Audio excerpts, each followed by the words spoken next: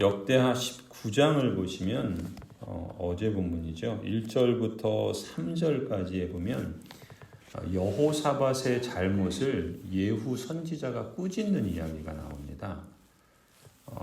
왜냐하면 이 여호사밧 왕이 잘해왔잖아요. 그런데 이 아람 북이스라엘의 아합 왕과 사돈 관계를 맺으면서 그때부터 말하자면 반심의 길, 하나님 기뻐하시지 않는 그런 길을 가지요. 그 일에 대해서 이제 하나님의 선지자가 말씀으로 꾸짖은 겁니다. 그러면 그 다음에 이어지는 내용이 이제 오늘 우리가 읽은 본문이에요. 그런데 오늘 본문을 보시면 우리가 읽은 것처럼 이 여호사밧 왕이 다시금 성실한 마음으로 온 마음을 다해서 주 여호와를 경외하는 모습을 보여줍니다. 그러니까 아합 왕은 악한 왕이죠. 바알을 섬기는 왕이에요. 하나님의 언약 백성임에도 불구하고 하나님께 무심한 그런 왕이었습니다. 그런 아합 왕과 사돈 관계를 맺고 하나님의 말씀을 거역하면서 아합을 도와서 전쟁에 나갔었죠. 그래서 결국 아합은 죽습니다. 우연히 성경은 그렇게 표현하고 있죠. 한 병사가 사실 아합과 여호사밧이 이제 같이 길란 라못의 전쟁에 나갔는데 이 아합이 그 선지자의 말을 들은 거예요. 그러면서 자기는 그냥 일반 병사의 옷을 입고 나갑니다. 근데 여호사밧 왕은 그냥 나가거든요. 왕의 복을 입고. 그러니까 적군이 볼 때 누구를 공격하겠어요? 왕을 공격하겠죠. 그래서 왕을 공격했는데 그때 이제 여호사밧은 오히려 살아나요. 그럼에도 불구하고 변장을 하고 왕이 아닌 것처럼 했던 이 아합 왕은 한 병사가 우연히 쏜 화살에 맞아서 죽습니다. 성경은 우연이라는 말을 표현하고 있지만 의도적으로 쓰는 것 같아요. 왜냐하면 우리가 요나서를 봐도 요나가 우연히 하나님의 말씀을 따라 동쪽으로 가야 될 걸 서쪽으로 가잖아요. 그랬을 때 하나님께서 그에게 풍랑을 만나게 하셨던 것처럼 이 아합 왕도 그랬습니다. 우연히 쏜 화살에 의해서 결국 죽게 됩니다. 그러니까 이 일로 인해서 이제 그 예후 선지자가 와서 책망한 거예요. 그 일 때문에. 그럼 여러분 책망하면 어떤 마음이 듭니까? 대개는 듣기 싫죠. 또 어떤 경우에는 반감이 들기도 하고요. 또 어떤 경우에는 그 맡은 일을 회피합니다. 책임을 도피하는 경우들도 생겨요. 그런데 오늘 우리가 주목해야 될 것은 사실 어떤 면에서 여호사밧은 일종의 실패의 경험을 한 거예요. 잘못한 거예요. 그러면은 그 잘못한 것도 사실은 우리가 가능하면 하지 말아야 되겠지만 사람이 그럴 수 없잖아요. 다윗도 전심이었지만 실패의 경험을 하지 않았습니까? 그렇기 때문에 우리에게 중요한 건 뭐냐면 회복 탄력성이에요.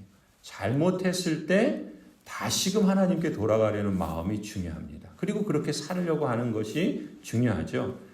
그런데 이 여호사밧을 보면 그 모습을 보여주는 거예요. 그 실패의 경험을 통해서 오히려 마음을 가다듬고 하나님 보시기에 선한 일을 추진합니다. 성경이 우리에게 가르치는 것은 그런 말씀이죠. 예전에 지금 이제 돌아가신 목사님이신데 고통에는 뜻이 있다라고 하시는 책을 쓰신 목사님이 있어요.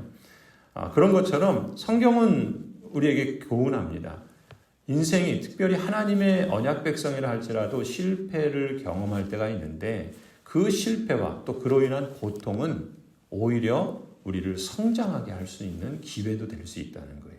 그러니까 실패의 경험을 통해서 우리의 순종과 성장을 하나님은 촉진시키신다. 하나님의 뜻이 그렇다라는 것이죠. 물론 다 그런 건 아닙니다. 누구나 이런 선택을 하는 건 아니에요. 우리가 앞서 보았던 여호사밧의 아버지 아사 왕은 어땠습니까? 아사 왕은 35년을 잘 통치했어요. 근데 35년 지나고 나서 36년째 될 때 어떻게 합니까? 마음이 이제 하나님께로부터 돌아서지요. 아사 왕도 병이 그 어려움을 만납니다. 외국 적국에서 침공해 들어와요. 같은 상황이 왔을 때 어떻게 합니까? 그 전에는 더 큰 군대가 왔을 때 하나님을 의지하고 기도해서 하나님의 선하신 뜻을 추구함으로써 하나님께서 이기게 하셨는데 오히려 그보다 못한 북이스라엘이 이제 시리아와 함께 이제 쳐들어온다는 얘기를 듣고서 더 큰 다른 선택을 하게 되죠. 그래서 이 아사 왕이 오히려 다른 선택의 모습을 보여주는데 그때 선지자가 역시 책망을 하잖아요. 아사왕도. 그때 선지자의 책망을 듣고 아사왕이 어떻게 합니까? 옥에 가둬버리죠.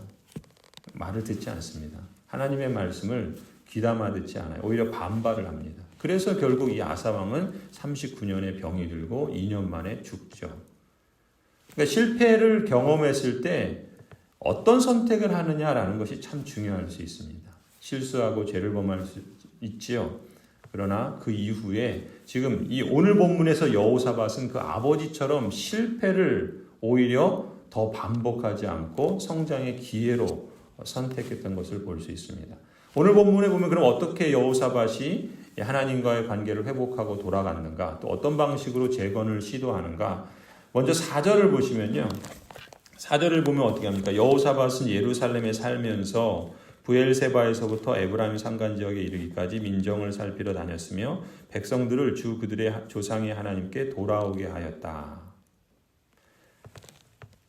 이 왕으로서 여호사밧의 사역은 하나님의 언약 백성들을 바르게 세우는 것이었습니다.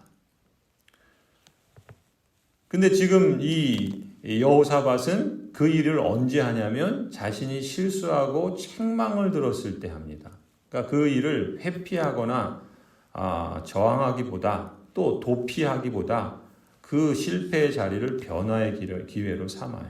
그러니까 책망을 들었을 때 그걸 저항하고 반발하기보다 오히려 자신의 사명을 재확인하는 겁니다. 그래서 자신도 하나님께 돌아올 뿐만 아니라 그가 맡은 역할과 책임을 다해서 하나님의 언약 백성들을 여호와께 돌아오도록 격려하고 또 세워가는 그러한 모습을 우리가 보게 되는 겁니다.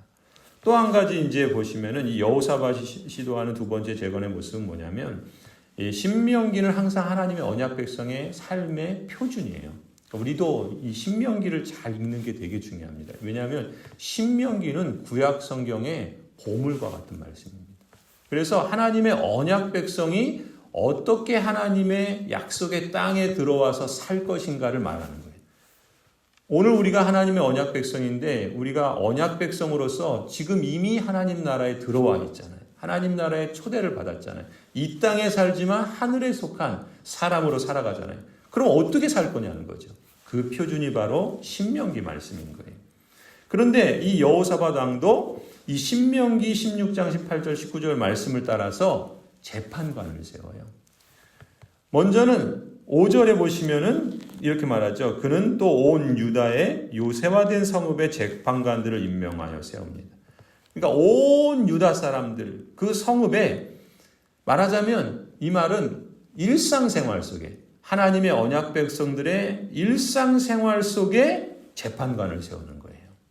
그 다음에 8절도 보시면 이 밖에 예루살렘에서도 여호사밧이 레위인들과 제사장들과 이스라엘 가문의 족장들 가운데서 사람을 뽑아 재판관으로 임명하여 재판하게 하였다. 그러니까 예루살렘에서도 특히 레위인, 제사장, 이스라엘 가문에 속한 그 족장들, 지도자들 가운데 또 재판관을 세워요. 예루살렘에서. 이것은 예루살렘은 뭐가 있습니까? 성전이 있고 또 하나님을 제사하는 곳이죠. 그래서 말하자면 하나님의 언약 백성들이 일상생활 속에 하나님의 뜻을 따라서 올바르게 온전하게 살아가도록 재판관을 세울 뿐만 아니라 예배의 자리 또 교회 생활에서 말하자면 그러한 교회 생활에서 바르게 또 하나님이 기뻐하시게 또 살아갈 수 있도록 재판관을 세웁니다. 그래서 이렇게 세움을 입은 재판관들은 어떻게 해야 되는가? 7절 말씀을 보면은 주님을 두려워하는 일이 한순간이라도 그대들에게서 떠나지 않도록 하시오. 주 우리 하나님께서는 불의하지도 않으시며 치우침도 없으시며 뇌물을 받지도 않으시니 재판할 때 삼가 조심하여 하도록 하십시오. 재판관들은 하나님을 경외하는 마음으로 자신의 책임을 잘 감당해야 되는 거예요. 자신의 책임이란 건 뭐겠습니까? 하나님의 백성들이 하나님의 말씀을 따라서 잘 살아가고 있는지를 돌아보고 세워가는 역할을 맡은 그러한 일이죠.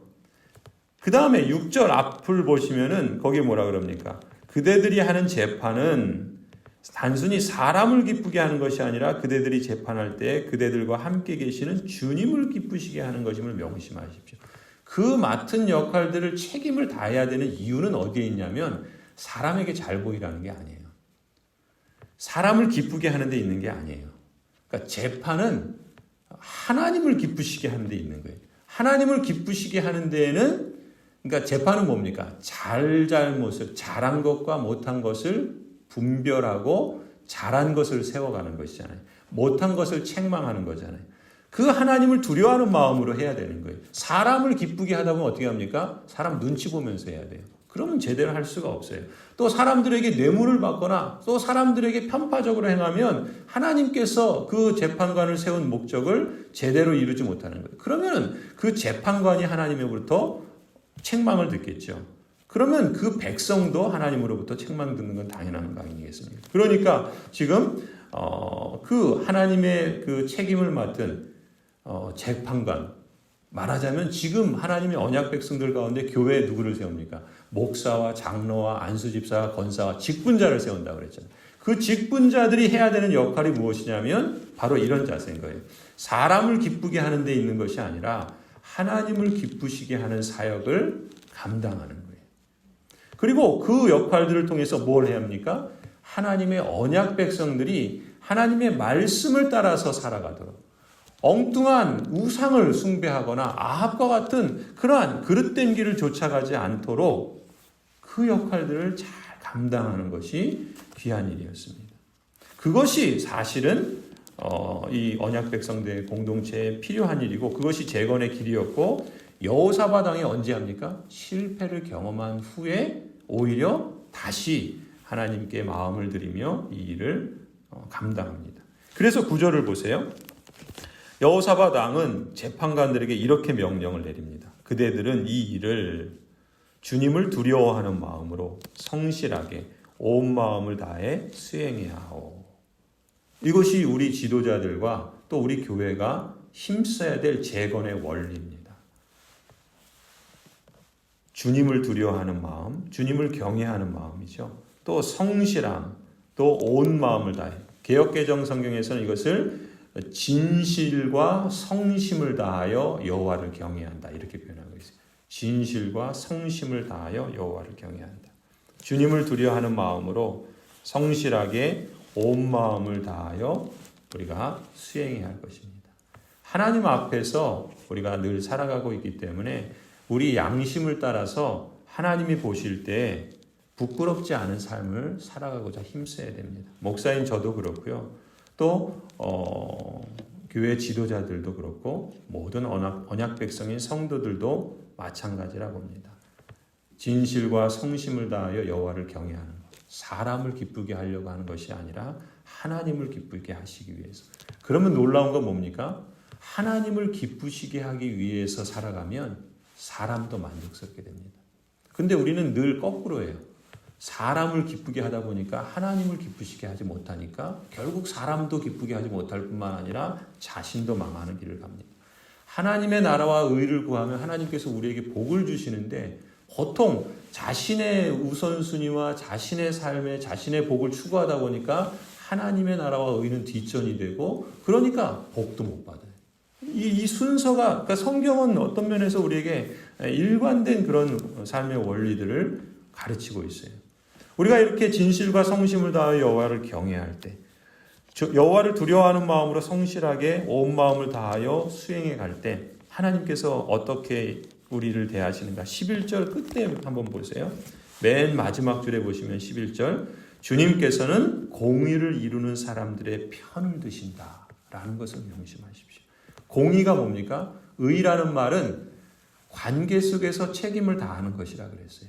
그러니까 재판관은 그 맡은 역할을 지금 이 9절 말씀처럼 여호와를 두려워하는 마음으로 성실하게 온 마음을 다해 수행하는 것이 공의를 이루는 거예요. 의를 행하는 거예요. 그러니까 우리도 목사로서 또 장로로서 또 안수집사로서 권사로서 그렇게 하나님께서 맡기신 역할들을 하나님을 두려워하는 마음으로 책임을 다할 때 그게 공의를 이루는 거예요. 그러면 주님께서는 공의를 이루는 사람들의 편을 드십니다. 하나님께서 그 개역개정에서는 이렇게 말합니다. 너희는 힘써 행하라. 여호와께서 선한 자와 함께 하실지로다. 주님께서 공의를 이루는 사람들의 편을 드신다. 선한 사람과 함께 하신다. 하나님께서 함께 하시는 걸 보면 알 수 있습니다. 그러니 우리는 우리에게 맡기신 역할들을 하나님 앞에서 힘써 행해야 할 줄로 믿습니다. 그것이 교회 지도자들의 역할이고 또 하나님의 언약 백성이 살아가야 될 삶의 복된 길이라 믿습니다. 저와 여러분이 또 우리 교회 모든 지도자들이 이 길을 가며 하나님의 그 함께 하심의 임마누엘의 놀라운 은총이 넘치기를 간절히 소원합니다.